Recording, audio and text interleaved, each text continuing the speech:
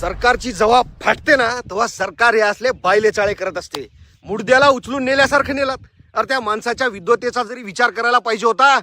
लडाखच्या दुर्गम भागात शाळा नसताना वयाच्या 9 वर्षापर्यंत हा माणूस शाळेत गेला नाही.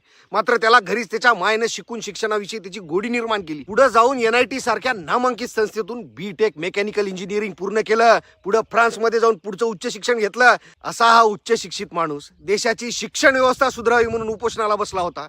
त्याला एका चायवाल्याच्या ऑर्डरनं तुम्ही उचललात. चहावाल्यानं चहाचं दुकानच चालवायचं असतं. देश चालवायला घेतला की असं होते. बायको लेकरं सांभाळायची अवकात नाही, तुम्ही देश दिला हातात. अरे फुकणीच्यानो, शिक्षण हे आपली बेसिक गरज आहे. गोरगरिबांची पोरं पिढ्यान पिढ्या नशिबी असलेली गरिबी दूर करण्यासाठी शिकत आहेत. रात्रीचा दिवस एक करताय, रक्ताचं पाणी करताय. त्याच्या स्वप्नाची राख रांगोळी करताना लाज वाटल्या नाही का? रस्त्यात खड्डे, पुलाला भगदाड, मिसिंग लिंकवर धबधबा, पेट्रोलमध्ये इथेनॉल, EVM, आमदार खासदार तुमची काय आय घालायची तिकडे घाला ना. लेकराच्या भविष्यासोबत मजाक नाही. शिक्षण हे वाघिणीचं दूध आहे, बाबासाहेबांनी आम्हाला सांगितलंय. आंदोलकांवर लाठीचार्ज केल्यास आम्ही कसा कंड जिरवत असतो ते तुझ्या महाराष्ट्रातल्या पोचलेल्या कुत्र्याला विचार. करारा जवाब मिलेगा. 20 जुलै संसद, मी येतोय. सरफरोशी की तमन्ना अब हमारे दिल में है, देखना है जोर कितना बाजू एक कातिल में है.